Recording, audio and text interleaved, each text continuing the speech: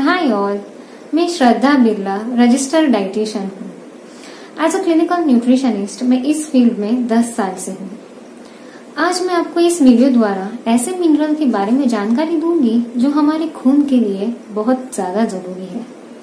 Yes, सही gas किया आपने। आज हम इस वीडियो द्वारा लोह यानी कि आयरन के बारे में जानेंगे। आज मैं आपको बताऊंगी कि यह आयरन हमारे लिए इतना जरूरी क्यों है। अगर इसकी मात्रा हमारे शरीर में कम हो जाती है तो उसके क्या परिणाम होते हैं। आपने कभी सोचा है कि ऐसी कौन सी बीमारी है जिसकी वजह से हम जल्दी थक जाते हैं, या जिस बीमारी में हमें ज्यादा कमजोरी का एहसास होता है, या ऐसी बीमारी का हमारे मानसिक स्वास्थ्य पर भी असर होता है। तो वो बीमारी होती है एनीमिया, यानी खून की कमी होना। एनीमिया में क्या होता है? हमारे खून में हीमोग्लोबिन नामक घटक होता है। ये हीमोग्लोबिन आयरन और प्रोटीन से बना हुआ रहता है जो हमारे खून को लाल रंग भी देता है।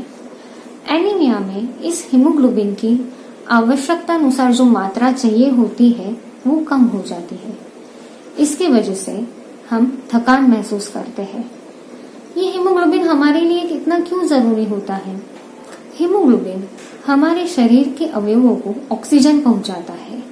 जब हीमोग्लोबिन की मात्रा हमारे खून में कम हो जाती है तब हमारे शरीर को ऑक्सीजन भी कम मिलता है। इससे हम जल्दी थक जाते हैं। आपने कई लोग ऐसे देखे होंगे कि जो थोड़ी सी सीढ़ियां चढ़ते ही हांफने लगते हैं, या कई ऐसे लोग होते हैं कि थोड़ा काम करने के बाद कमजोरी महसूस करते हैं। उन्हें ऐसे लगता है मैं सारा काम छोड़ के पहले थोड़ा आराम कर लूं, उसके बाद काम निपटाऊं। कई ऐसे बच्चे रहते हैं जो थोड़ा सा खेलने के बाद, थोड़ी पढ़ाई होने के बाद थकावट महसूस करते हैं। तो ऐसा क्यों होता है? क्योंकि ये सब लोग एनीमिक होते हैं, उनमें खून की कमी होती है।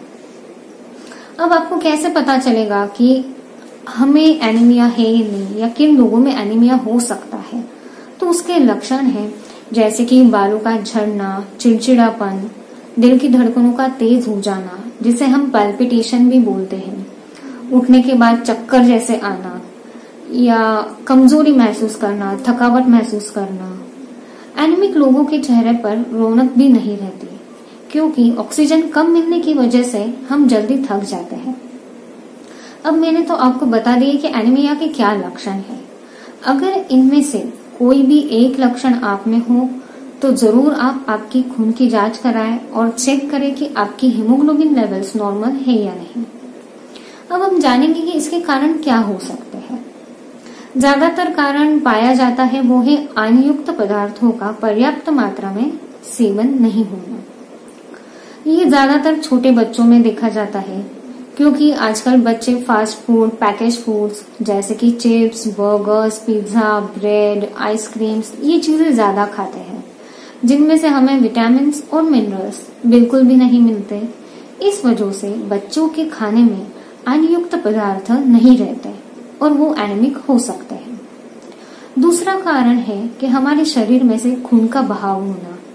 जैसे कि कई बीमारियां होती है, पेट में अगर अल्सर हो, पाइल्स जैसी बीमारी जिसे हम बवासीर के नाम से भी जानते हैं, इन बीमारियों में अगर हमारे शरीर से खून का बहाव होता हो तो भी हीमोग्लोबिन लेवल्स कम हो सकती है। अगर कोई मेजर एक्सीडेंट हुआ हो, मेजर सर्जरी हुई होती है तो भी ब्लड लॉस की वजह से हीमोग्लोबिन कम हो जाता है।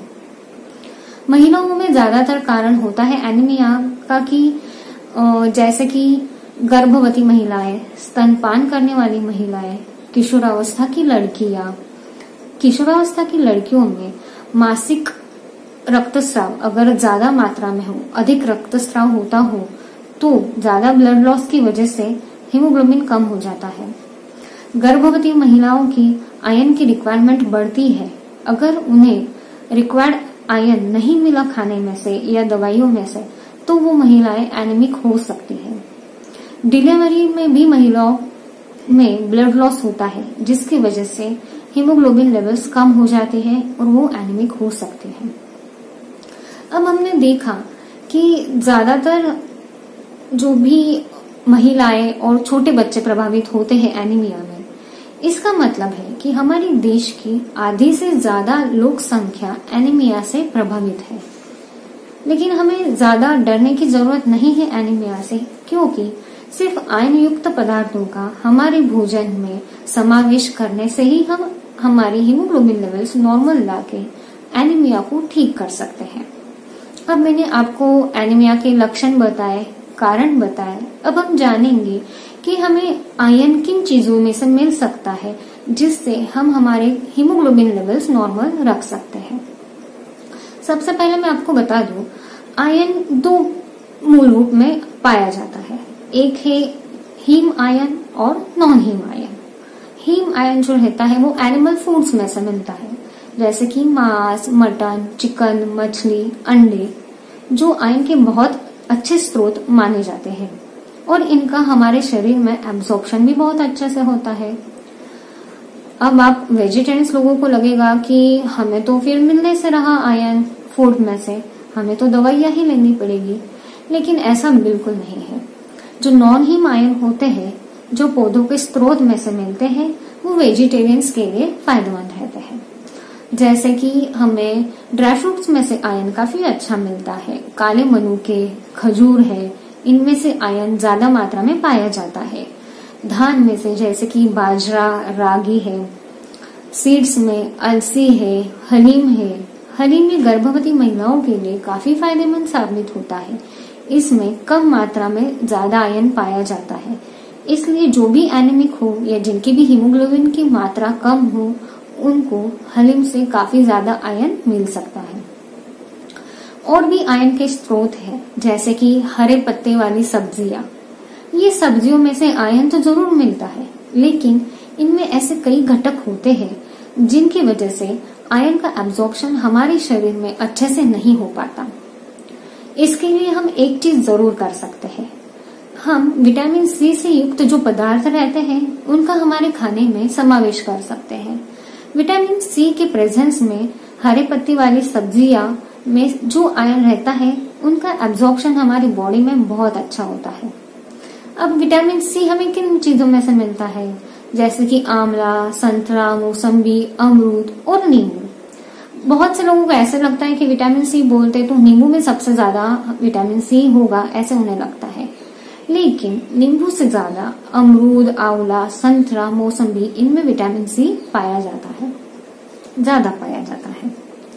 अगर हम हमारे नाश्ते में अमरूद, संतरा, मौसम्बी जैसे फ्रूट्स इन्वॉल्व करें तो जो भी हमारे खाने में आयन होगा वो हमारे बॉडी में अच्छे से अवशोषित हो सकता है। या खाने के बाद अगर हम एक गिलास पानी में नींबू निचोड़ के नींबू पानी ले लें, लेकिन विदाउट शुगर एंड सॉल्ट, तो वो पानी भी हमारे लिए काफी फायदेमंद साबित होता है।